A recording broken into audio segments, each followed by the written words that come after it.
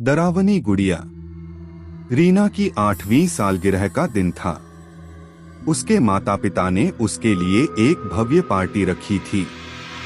Party के अंत में रीना को ढेर सारे उपहार मिले।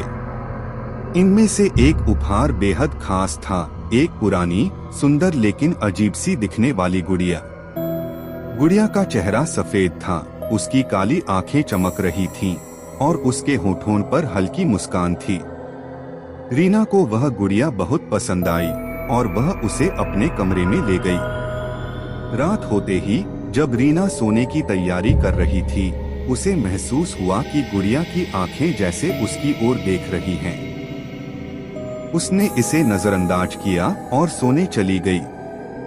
लेकिन आधी रात को रीना को किसी के हंसने की आवाज सुनाई दी। कौन है? रीना ने घबराकर पूछा।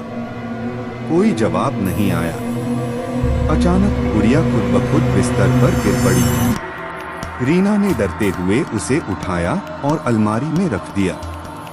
उसने अलमारी का दरवाजा बंद किया और सोने की कोशिश की। सुबह रीना ने देखा कि गुड़िया फिर से उसकी बिस्तर पर थी। वह हैरान रह गई।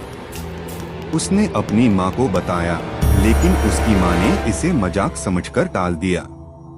अजीब घटनाओं की शुरुआत। अगली रात रीना को नींद में किसी के फुसफुसाने की आवाजें सुनाई दी। उसने आंखें खोलीं और देखा कि गुड़िया उसकी ओर देख रही है। इस बार गुड़िया की मुस्कान गहरी और डरावनी हो गई थी। रीना ने चीखते हुए अपने माता पिता को बुलाया। जब माता पिता ने कमरे की तलाशी ली तो गुड़िया एक कोने में पड़ी मिली। रीना के पिता ने गुड़िया को कचरे में फेंक दिया। गुड़िया की वापसी। अगली सुबह गुड़िया फिर से रीना के कमरे में थी। इस बार गुड़िया के चेहरे पर खून के निशान थे। रीना का पूरा परिवार डर गया। उन्होंने एक पंडित को बुलाया।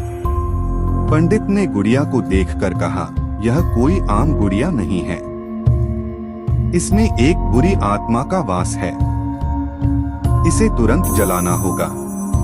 पंडित ने हवन की तैयारी की और गुड़िया को आग में डाल दिया। जैसे ही गुड़िया जलने लगी, कमरे में तेज हवाएं चलने लगी और एक भयानक चीख सुनाई दी। अंतिम सच। हवन के बाद पंडित ने बताया कि यह गुड़िया एक लड़की की थी, जिसकी हत्या कई साल पहले की गई थी। उसकी आत्मा इस गुड़िया में फंसी हुई थी। अब वह आत्मा मुक्त हो चुकी थी। उस दिन के बाद से रीना और उसके परिवार ने चैन की सांस ली।